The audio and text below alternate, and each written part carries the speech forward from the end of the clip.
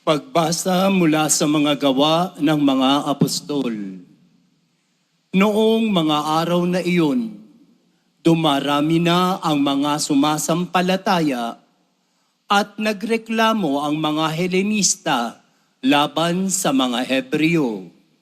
Sinabi nilang ang mga babaeng balo sa pangkat nila ay napapabayaan na sa pang-araw-araw na pamamahagi ng ikabubuhay. Kaya tinipon ng 12 ang buong kapulungan ng mga sumasampalataya at sinabi sa kanila, hindi naman dapat pabayaan ang pangangaral ng salita ng Diyos upang mangasiwa sa pamamahagi ng ikabubuhay. Kaya mga kapatid, pumili kayo sa mga kasamahan ninyo ng 7 lalaking kilala sa pagiging mabuti, matalino at puspos ng Espiritu Santo. At ilalagay namin sila sa tungkuling ito. At iuukol namin ang buong panahon sa pananalangin at sa pangangaral ng salita. Nalugod ang buong kapulungan sa panukala ng mga apostol. Kaya't pinili nila si Esteban, isang lalaking matibay ang pananalig sa Diyos at puspos ng Espiritu Santo, at sina Felipe, Procoro, Nicanor, Timon, Parmenas at Nicolas na taga Antioquia, isang hentil na naakit sa Judaismo. Iniharap sila sa mga apostol. Sila'y ipinanalangin ng mga ito at pinatungan ng kamay.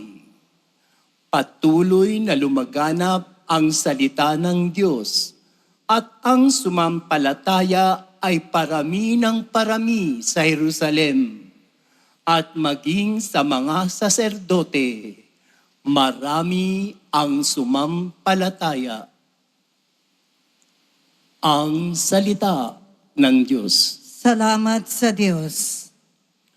Poon, pag-asa ka namin, pag-ibig mo'y aming hiling. Poon, pag-asa ka namin, pag-ibig mo'y aming hiling. Lahat ng matuwid dapat na magsaya dahil sa ginawa ng Diyos sa kanila. Kayong masunuri, magpuri sa Kanya. Ang Diyos na poon ay pasalamatan. Tugtugin ang alpat, awit ay saliwan. Poon, pag-asa ka namin, pag-ibig mo'y aming hiling. Panginooy tapat sa Kanyang salita at maaasahan ang Kanyang ginawa. Minamahal niya ang gawang matapat. Ang pag-ibig niya sa mundo'y laganap. Poon, pag-asa ka namin, pag-ibig mo'y aming hiling.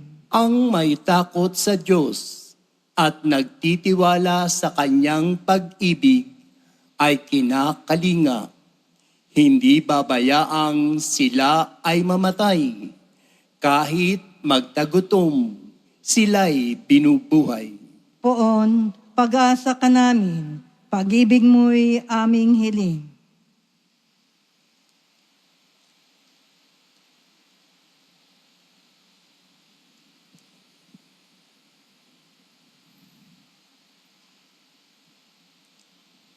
Pagbasa mula sa unang sulat ni Apostol San Pedro.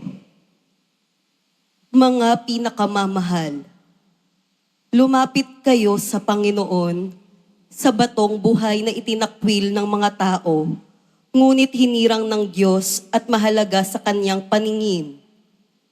Wari mga batong buhay, maging sangkap kayo ng isang templong espiritual, at bilang mga saserdoteng nakatalaga sa Diyos, maghandog kayo sa Kanya ng mga haing espiritual na kalugod-lugod sa Diyos dahil kay Hesukristo. sapagkat sinasabi ng kasulatan, masdan ninyo, itinayo ko sa Siyon ang isang batong panulukan, hinirang at mahalaga. Hindi mabibigo ang sinumang nananalig sa Kanya. Kaya nga, mahalaga siya sa inyong mga may pananalig. Ngunit sa mga walang pananalig, matutupad ang nasa kasulatan. Ang batong itinakwil ng mga tagapagtayo ay siyang naging batong panulukan at naging batong katitisuran at ikararapa ng mga tao. Natisod sila sapagkat hindi sila sumunod sa salita ng Diyos. Ito ang itinalagas sa kanila. Datapwat kayo ay isang lahing hinirang, mga saserdote ng hari, isang bansang nakatalaga sa Diyos. Pinili kayo ng Diyos upang maging Kanya at maghayag ng mga kahangahangang gawa niya. Siya rin ang tumawag sa inyo mula sa kadiliman tungo sa Kanyang kagilagilalas na kaliwanagan.